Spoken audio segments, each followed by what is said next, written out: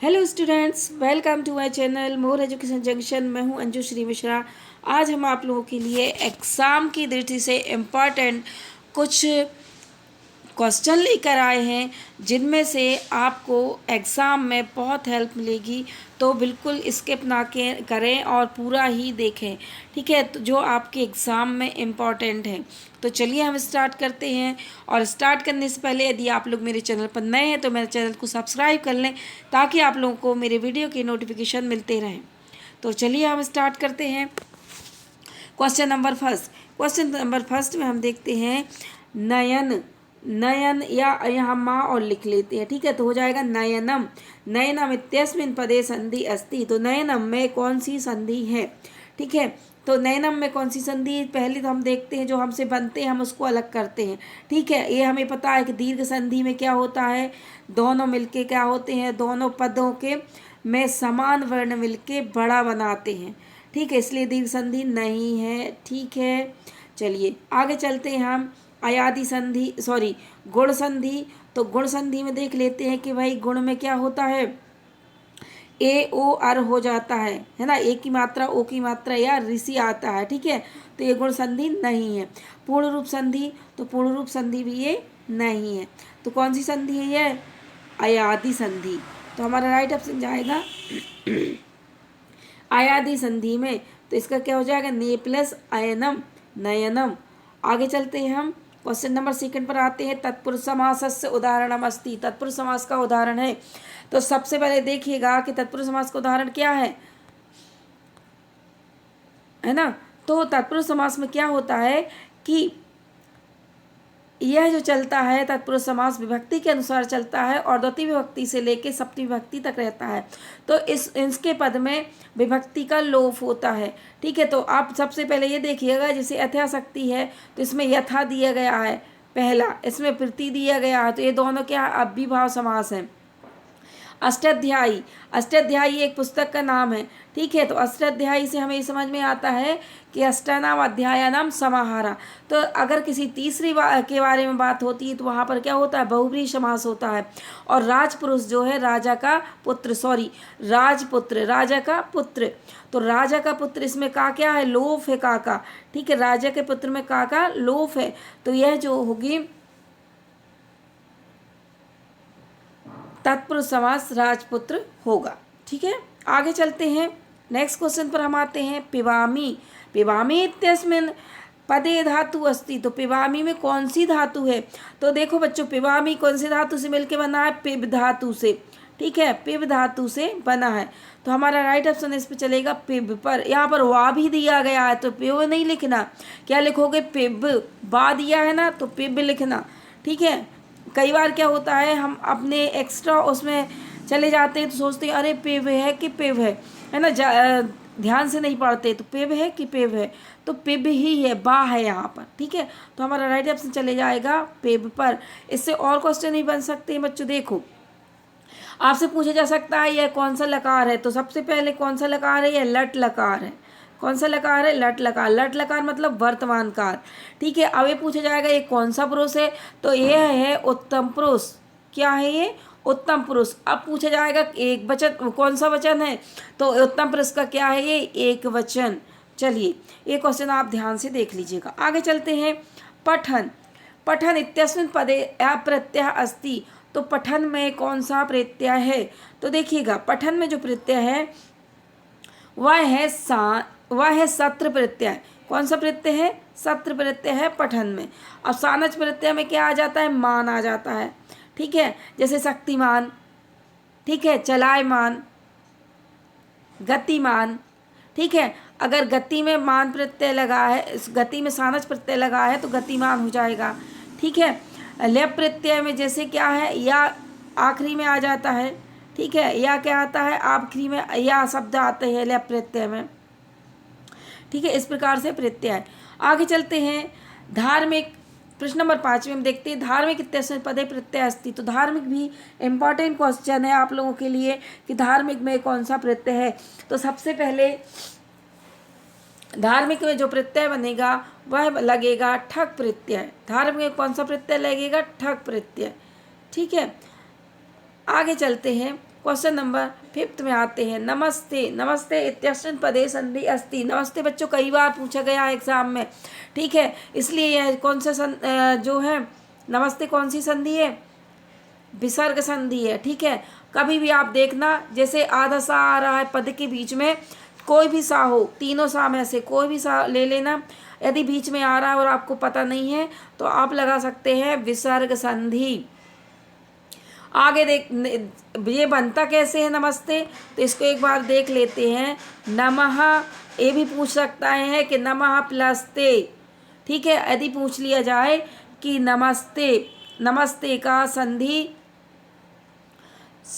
विच्छेद नमः प्लस ते है कि नम प्लस ते है, इस प्रकार से पूछा जा सकता है, ठीक है। तो नमः प्लस ते। आगे चलते हैं क्वेश्चन नंबर 7 पर। स्त्री प्रत्यय उदाहरणम अस्ति। स्त्री प्रत्यय का उदाहरण है, तो आपने पढ़ा होगा स्त्री प्रत्यय में, स्त्री प्रत्यय, तद्धित प्रत्यय, कृत प्रत्यय, ये प्रत्यय आपने पढ़े होंगे। उस 3 प्रकार के प्रत्यय होते हैं ना, स्त्री, तद्धित और कृत प्रत्यय। तो स्त्री प्रत्यय में कि क्या होता है कि ऐसे शब्द जिनसे स्त्री प्रत्यय बनाए जाते हैं, ठीक है। तो यहाँ देखिएगा, जैसे पीत्वा, ये स्त्री प्रत्यय नहीं है, ठीक है, पिप धातु है और कित्वा प्रत्यय है, ठीक है, इसलिए अजह, इसमें भी स्त्री प्रत्यय नहीं है। गतवती, गतवती में भी स्त्री प्रत्यय नहीं है। स्त्री प्रत्यय किसमें, नर्तकी, तो नर्तक प्लस टाप, ये भी बता सकते हैं कि नर्तक प्लस टाप प्रत्यय लगा है, ठीक है। आगे चलते क्वेश्चन नंबर 8 पर। बाला इत्यस्मिन् पदे प्रत्यय अस्ति। तो बाला में कौन सा प्रत्यय है, बाला, आ की मात्रा लगी है तो इसलिए स्त्री प्रत्यय है, ठीक है।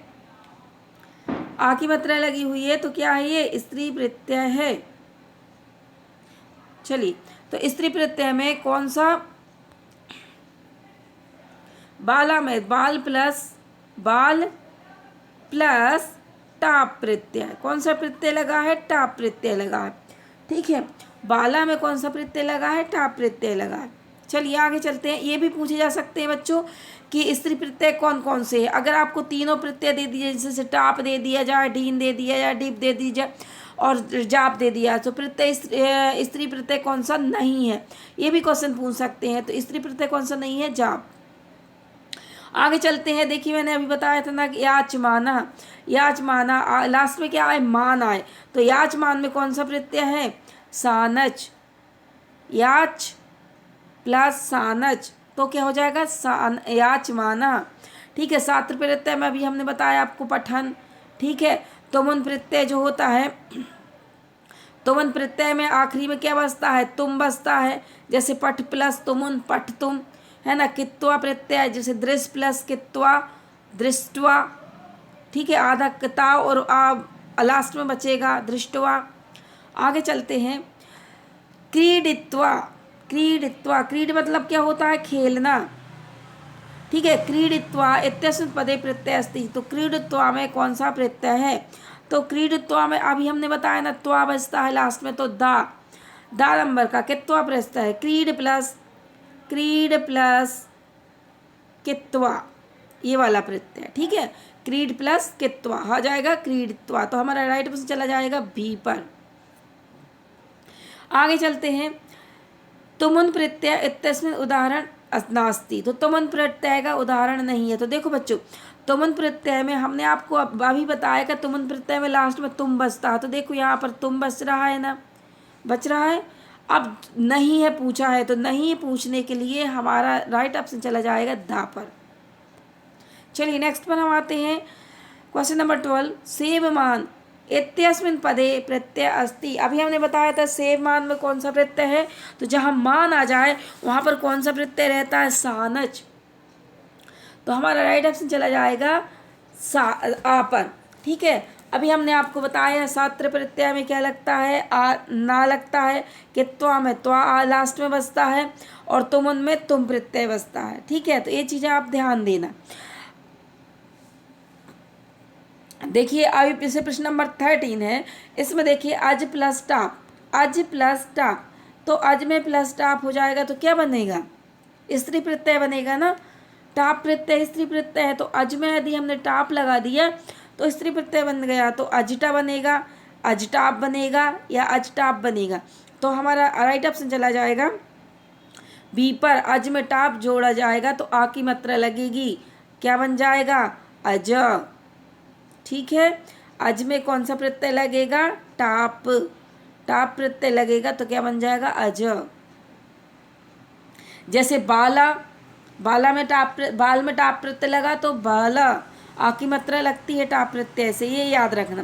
क्वेश्चन नंबर 14 देखते हैं। हरेव इत्यस्मिन् संधि विग्रह अस्ति, ये भी इम्पोर्टेंट क्वेश्चन है, ये कई बार पूछा गया है कि हरेव में संधि विग्रह बताइए, या हरेव में कौन सी संधि है।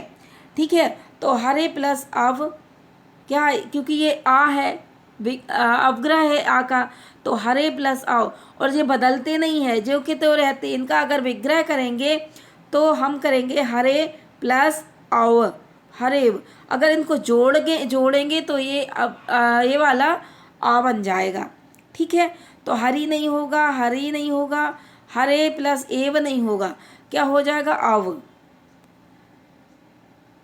चलिए नेक्स्ट पर हम आते हैं। Question number 15। गमिष्यति इत्यस्मिन् पदे लकार अस्ति, गमिष्यति में कौन सा लकार है। तो यदि आपने लकार पढ़े होंगे तो आपसे बिल्कुल बन जाएंगे। ठीक है, तो थोड़ा सा ये ध्यान देना कि देखना, गमिष्यति, गमिष्यति में क्या होता है, यह भविष्य काल लोट लकार किसका, लेट लकार का है। ठीक है, तो हमारा जो लकार जाएगा वो वहाँ पर चले जाएगा, लेट लकार का है। लेट लकार को बोलते हैं, लेट लकार जो होता है वो भविष्य के बारे में बात करता है। ठीक है, तो जैसे गमिष्यति, अब गमिष्यति में आपसे ये भी पूछा जा सकता है कि यह कौन सा पुरुष है, तो यह पुरुष है प्रथम पुरुष। गमिष्यति में कौन सा पुरुष है, प्रथम पुरुष। इस आपसे ये भी पूछा जा सकता है कि कौन सा वचन है, तो यह क्या है, गमिष्यति तीतः अंति है ना, तो ती क्या है, एक वचन में है। ठीक है, ती एक वचन में, यदि तह आ जाता तो क्या हो जाता, गमस्यता हो जाता तो दो वचन हो जाएगा, और गमस्यंती आ जाएगा, यंती लग जाएगा तो ये बहुवचन में चला जाएगा। ठीक है, तो थोड़ा सा लकार के बारे में भी आप लोग जानकारी रखिएगा। ठीक है, लट लकार जो है, लेट लकार, 5 प्रकार के लकार होते हैं। ठीक है, तो सबसे पहले मान लो लट लकार है, तो लट लकार क्या, वर्तमान काल का हो गया। लट लकार क्या हो गया, वर्तमान काल हो गया। फिर हम लट लकार से आगे बढ़े तो क्या हो जाएगा, लेट लकार है ना, लेट लकार में क्या हो जाएगा, भविष्य पहुंच जाएंगे। ठीक है, फिर लंग लकार, लंग लकार में क्या हो जाएगा, भूतकाल। ठीक है, और इसके बाद में लोट लकार क्या हो जाएगा, यह हो जाएगा चाहिए के अर्थ में। ठीक है, लोट लकार क्या हो जाएगा, चाहिए के अर्थ में।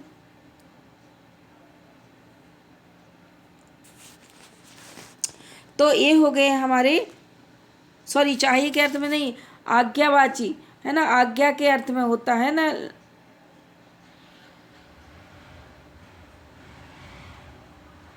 लोट लकार और लोट लकार आज्ञा के अर्थ में होता है, और फिर विधि लिंग लकार 5वां होता है, वह होता है चाहिए के अर्थ में। ठीक है, तो ये हो गए आपके लकार। तो इनको आप लकार को बहुत अच्छे से पढ़ के जाइएगा, क्योंकि क्वेश्चन इससे 2 नंबर के जरूर पूछे जाएंगे। तो आप लोग सभी इस क्वेश्चन को बहुत अच्छे से पढ़िएगा। चलिए, यदि आप लोगों को मेरा पढ़ाना अच्छा लगा, ठीक है, मेरा चैनल अच्छा लगा, तो आप लोग मेरे चैनल को सब्सक्राइब कीजिए, लाइक कीजिए और बेल आइकन प्रेस कीजिए, और कमेंट्स कीजिए कि आपको मेरा पढ़ाना कैसा लगा और आपको ये क्वेश्चन कैसे लगे। इंपॉर्टेंट क्वेश्चन है बच्चों, इनको एक भी नहीं छोड़ना है। ठीक है, चलिए तब तक के लिए जय हिंद, जय भारत।